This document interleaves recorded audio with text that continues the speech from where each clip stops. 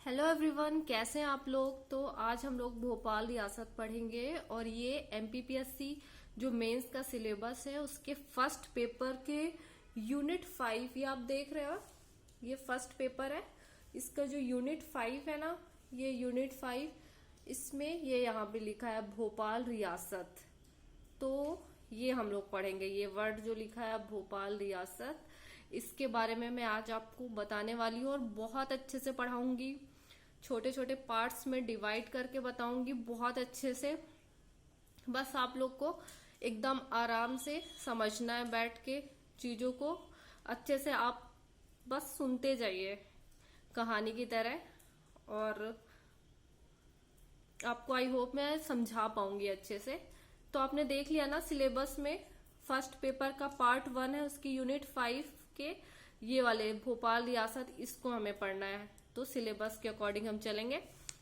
तो भोपाल रियासत, तो भोपाल रियासत कैसे पढ़ेंगे, तो इसमें हम इसको कई पार्ट्स में डिवाइड करेंगे। जैसे इसकी उत्पत्ति, ठीक है, इसकी उत्पत्ति और इसका इतिहास क्या है, भोपाल रियासत में कौन कौन से क्षेत्र शामिल थे, है ना।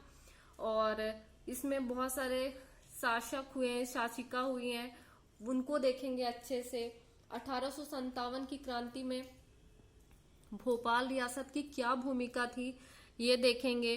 फिर भोपाल रियासत का क्या भारत संघ में विलय होता है ये देखेंगे। फिर भोपाल रियासत की कला और स्थापत्य, ठीक है। तो पहले इस उत्पत्ति देखते हैं। तो इसमें उत्पत्ति में क्या रहता है कि भोपाल की उत्पत्ति, पहले तो आप ये सुन लो कि जो भोपाल रियासत है ना, इसमें परमार वंश का शासन था, गोंड वंश का भी कुछ समय तक शासन था, ठीक है। गोंडों के भी अधीन था ये। जब दिल्ली सल्तनत पे दिलावर खां, मालवा में दिलावर खां के अधीन था जब दिल्ली सल्तनत, तो भोपाल भी उसी के अधीन था, ठीक है। और इस तरह से इसमें कई सारे वंशों का शासन था। तो भोपाल की जो उत्पत्ति होती है मेन, वो परमार वंश के शासक के अधीन हुई है, शासकों के अधीन हुई। जब राजा भोज, आपको पता है राजा भोज ने भोजताल का निर्माण कराया था, और इसी भोजताल के नाम पर ही भोपाल का नाम भोपाल पड़ा है, ओके। फिर दिल्ली सल्तनत में जब संपूर्ण मालवा पर दिलावर खां के अधीन था संपूर्ण मालवा, तो भी भोपाल उसी के अधीन थी, भोपाल रियासत भी। फिर कुछ टाइम तक गौड़ वंश का भी शासन था चकला क्षेत्र में। फिर क्या हुआ कि गौड़ वंश की जो शासिका थी कमलापति, रानी कमलापति, ये हिंदू गौड़ शासिका थी। तो इनके और दोस्त मोहम्मद खां के बीच एक समझौता होता है। समझौता क्या होता है कि जो चकला क्षेत्र है, इसका प्रशासनिक, चकला क्षेत्र जो है, ये समझौता होता है कि जो चकला क्षेत्र है ना, इसका प्रशासनिक, सैन्य और राजस्व प्रबंधन का जो अधिकार है दोस्त मोहम्मद को प्रदान कर दिया जाता है।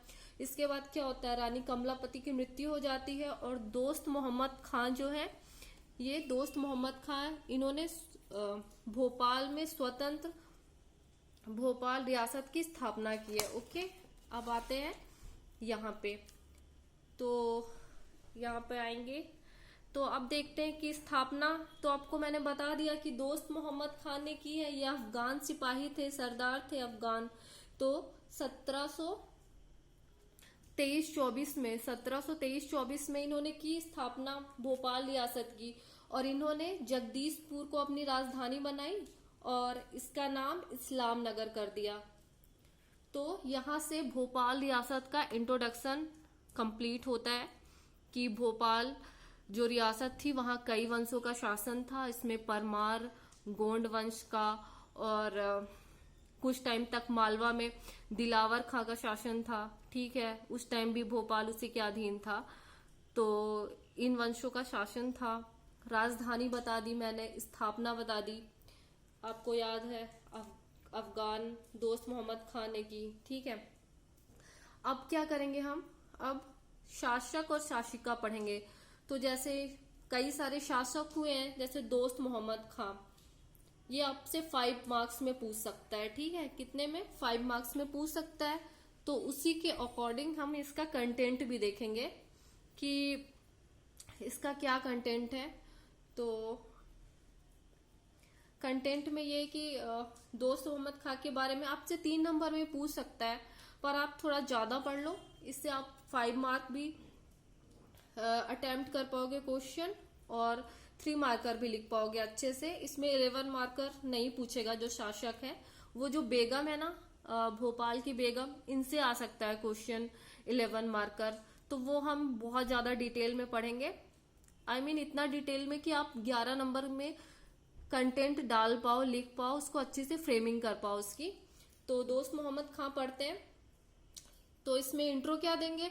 अफगान सरदार है ये, अफगान सरदार, और भोपाल रियासत की स्थापना की इन्होंने, और इस्लाम नगर को राजधानी बनाया। इस्लाम नगर मतलब जगदीशपुर को राजधानी बनाया था, और उसी का नाम इन्होंने चेंज करके इस्लाम नगर कर दिया था। अब इनकी, जब हम किसी शासक के बारे में पढ़ते हैं तो क्या पढ़ते हैं? एक तो उसका इंट्रोडक्शन लिख लेते हैं, छोटा सा, सिंपल स्वीट, 1.5 लाइन का, 2 लाइन का, ठीक है। उसके बाद क्या, उनकी अचीवमेंट क्या है, उपलब्धियां क्या है? तो सैन्य विजय देखेंगे और स्थापत्य देखेंगे। स्थापत्य में क्या किया है उन्होंने? कलंदरी मस्जिद है ना, 2.5 सीढ़ी मस्जिद बनवाई है उन्होंने, फतेहगढ़ का किले का निर्माण कराया है, भोपाल में सड़क बनवाई है। मतलब इन्होंने मस्जिद और किले, सड़क, जो भी इन्होंने बनाया है ना, निर्माण किया है, वो स्थापत्य में आएगा। तो जब आंसर की फ्रेमिंग करते हैं तो उपलब्धियों में यही आता है कि उन्होंने सैन्य विजय के रूप में क्या किया है, राजनीतिक रूप से क्या किया है, और क्या क्या निर्माण कार्य करवाए हैं। वो सैन्य विजय के रूप में ग्वालियर पर आक्रमण किया, भेलसा के शासक मोहम्मद फारूक को पराजित किया, इसके बाद अंबा पानी का युद्ध हो गया, ठीक है। सांची, महालपुर, गुलगांव, सीहोर, इस संपूर्ण क्षेत्र पर अपना अधिकार कर लिया था।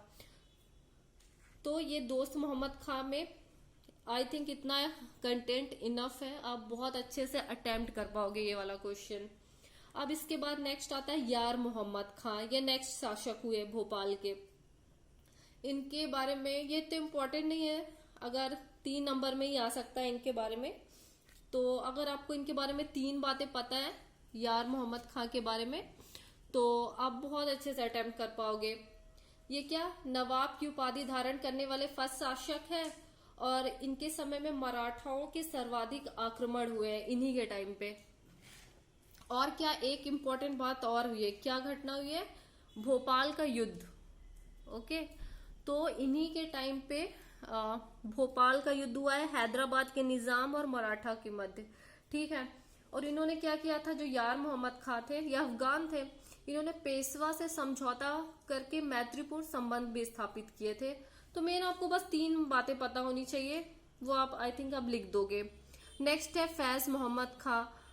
जो शासक है उनको आपको सिर्फ 3 मार्क का 3 बातें बस पता होनी चाहिए, क्योंकि इन्होंने इतना कुछ मतलब इतना इम्पोर्टेंट किया नहीं है, बेगम ने ज्यादा इम्पोर्टेंट काम किए हैं, तो वो 11 मार्कर में पूछ सकता है, ठीक है।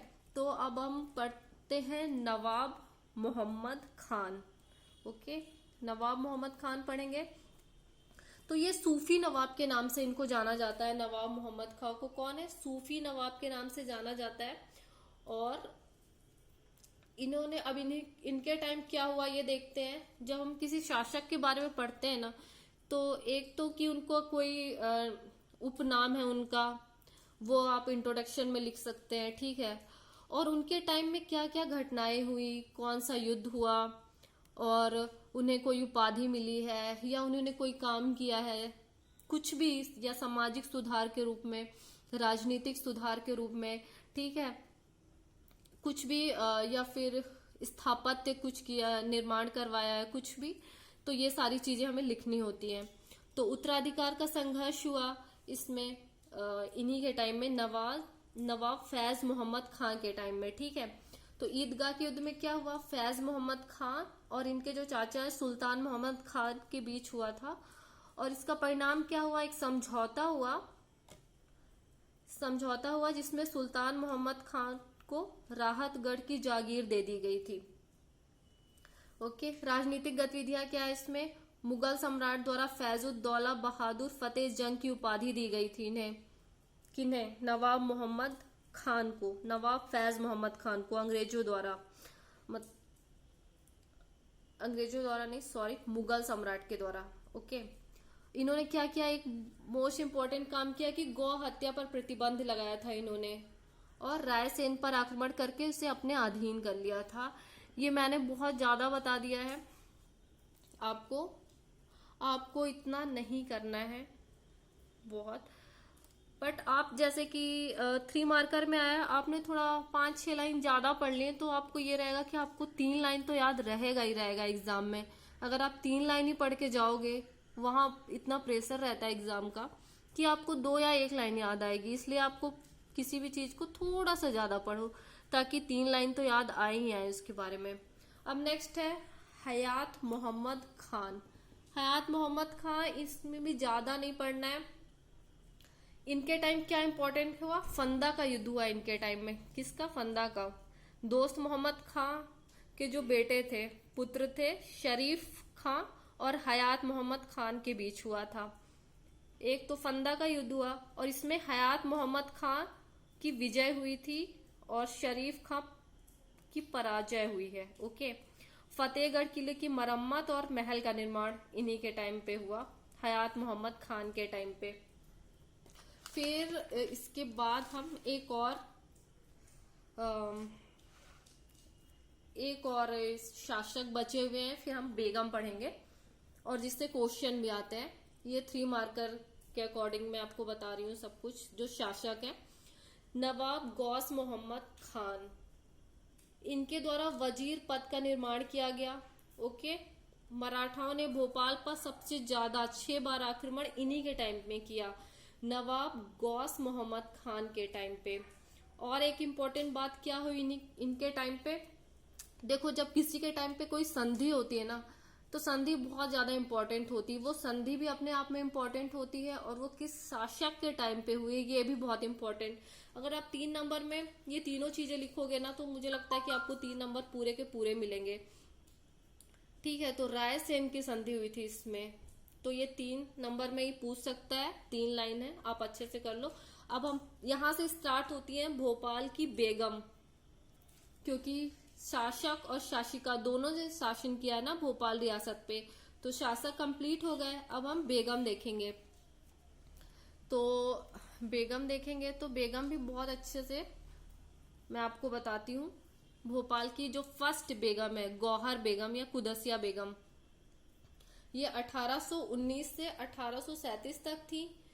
नजर मोहम्मद खान की पत्नी थी और इनके पति की जब मृत्यु हो गई तो अंग्रेजों ने इन्हें वास्तविक सत्ता सौंप दी थी। ठीक है, और जो गौहर बेगम थी या कुदसिया बेगम भी इन्हें बोलते हैं, इन्हीं के टाइम पे भोपाल में पहली बार महिलाओं के का शासन प्रारंभ हुआ। पहली बार किसी महिला ने शासन करना शुरू किया है। ठीक है, इन्होंने बहुत सारे इंपॉर्टेंट काम किए हैं, जैसे पर्दा प्रथा त्याग कर शासन का संचालन किया है।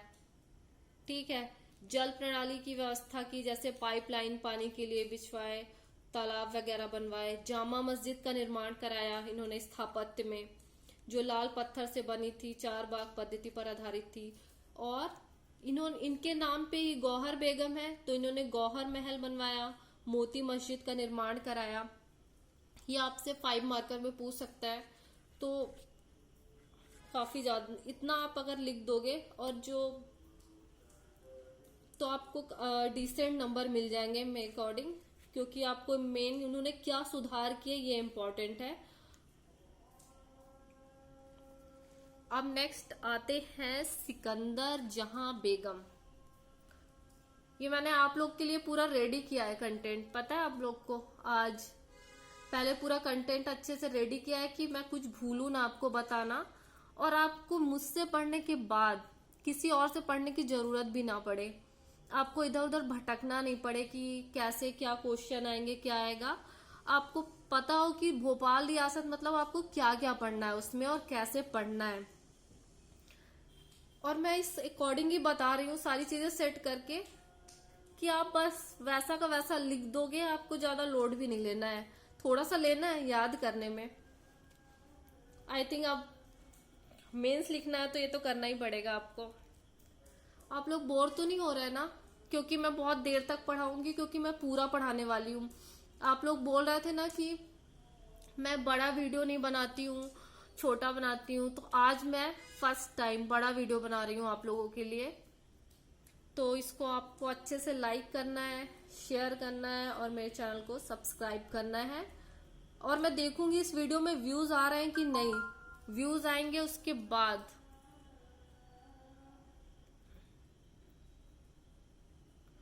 बाद मैं और भी प्यारे प्यारे वीडियो बनाऊंगी आप लोग के लिए, ठीक है। तो अब पढ़ते हैं सिकंदर जहां बेगम। 1844 से 1868 तक इनका शासन था, ठीक है। क्या हुआ कि आपसे इसमें ऐसे क्वेश्चन बनेगा कि सिकंदर जहां बेगम का जो काल है, इनका टाइम पीरियड है, भोपाल रियासत का स्वर्ण काल कहलाता है।